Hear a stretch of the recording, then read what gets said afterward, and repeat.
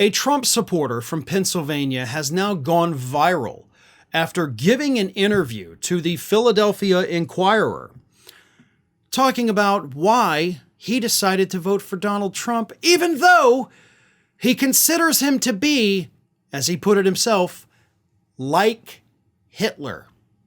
Now, the man's name is all over the place. I'm not going to mention his name, but here is what the Philadelphia Inquirer reported.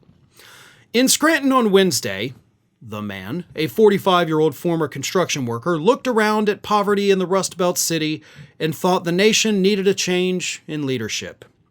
The man said he didn't love the dictatorial aspect of Trump's personality, but thought it could help keep the country out of wars and maybe bring peace to some other conflicts, including in Ukraine.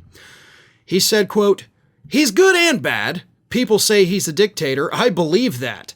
I consider him like Hitler, but I voted for the man. I consider him like Hitler, but I voted for him." That's an actual quote from an actual Trump voter. Yeah, he's a dictator. I'm not going to disagree with you. Dude is Hitler. And I voted for Hitler. I can't wait to see those bumper stickers, right? Don't blame me. I voted for Hitler.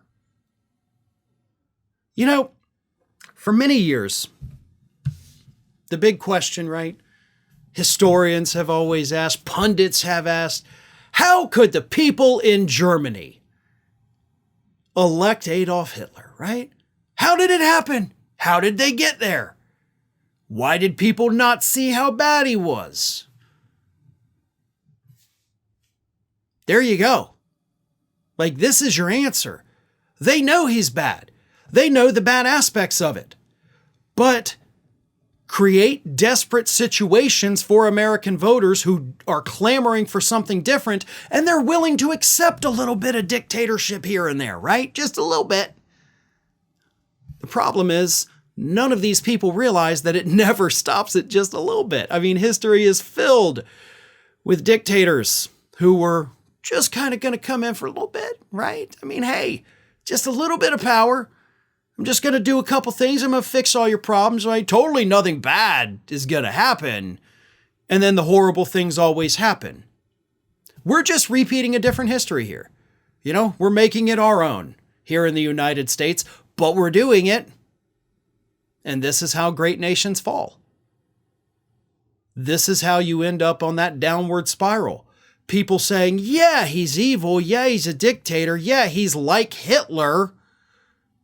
But, you know, eggs are expensive. So let's go with Hitler. Hitler's not going to reduce the prices you're paying at the grocery store.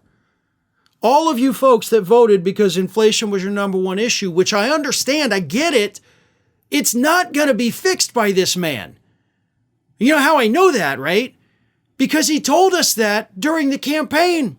When asked about what to do about grocery prices, he said, we got to drill for oil. That was literally the answer he gave multiple times, right? He wasn't talking about, well, the biggest factor, of course, is not necessarily inflation. It's the corporate greed, the price gouging. We got to get the price gouging from these corporations under control to bring your costs down, or your prices down, I guess. He never said that. He said, let's drill for more oil. The problem is it costs a lot of money to drive the eggs to the grocery store. That's what's driving up your cost. No, it's not. It absolutely 100% is not. But these people believed it was. Or at least they thought he would do more than just drill for oil to lower their prices.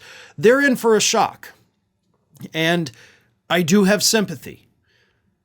They will realize what happened, and they will, of course, eventually, I think, realize their mistakes and pledge to not make them again in the future.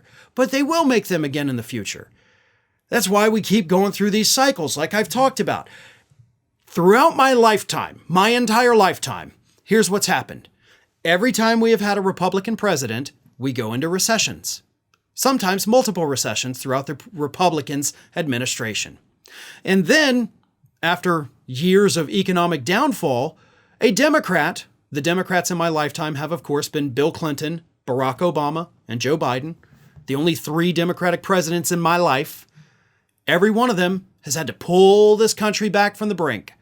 Save us from the Republican economic plans. And they do, consistently. And then voters get a little antsy. Maybe the recovery wasn't big enough. Maybe it wasn't fast enough. Maybe it didn't reach enough people, which is what happened in this particular instance, by the way, with Biden. There was a recovery. You can look at the numbers. The economy recovered, but it didn't reach enough people. So those people say, we want to try something new, but the new thing is going back to the guy who caused the situation that Biden had to fix to begin with. That's not new. That's going ass backwards. But they did it. And they don't seem to mind that, in their own opinion, he's like Hitler. So if you ever go back and you look at history and you're researching these and you're wondering to yourself, how did these countries get here? This is how.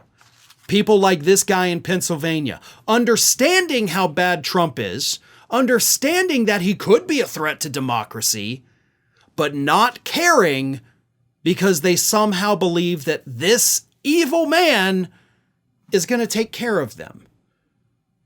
He has proven that the only thing he cares about, which is why he wants to be a dictator, is his own personal self-interest. So again, on those lines, I don't know how y'all think he's going to help you or why he would want to help you. He doesn't have to run again, so what does he care? He'll pack the courts for 4 years and be on his merry way. That's it. If you think that this man, Donald J. Trump, is going to take care of you when he gets into the White House, you got another thing coming, and it's not going to be pleasant for any of us. Did you know that you might be missing out on wonderful content from me? I mean, you're here already because clearly you like what you see. So if you're not already, please do subscribe to the channel. Make sure you like the video, share them with your friends and family, but also follow me across the rest of the social media world. And it's not that hard to do. Whether it's X or Twitter, whatever you want to call it, Facebook, Instagram, TikTok, Threads, on every one of those platforms, you can find me at the username @FarronBalanced. Simple enough, right? So get on it. And if you don't feel like going to each one of those outlets individually, lucky for you, we have links in the description of this video to take you right to my pages across all of social media. So don't miss a minute. And while you're at it, make sure you're also subscribed to the Ring of Fire YouTube channel, which I have been hosting for many, many years now. We've got more than 1 million subscribers over there, and there is fresh content over there every single day of the week. So again, if you're not subscribed, subscribe to this channel, and while you're at it, go subscribe to Ring of Fire at youtube.com/The Ring of Fire and @FarronBalanced across every social media platform that, of course, is not considered just a far-right hellscape. Well, maybe Twitter is, but that's a story for a different day.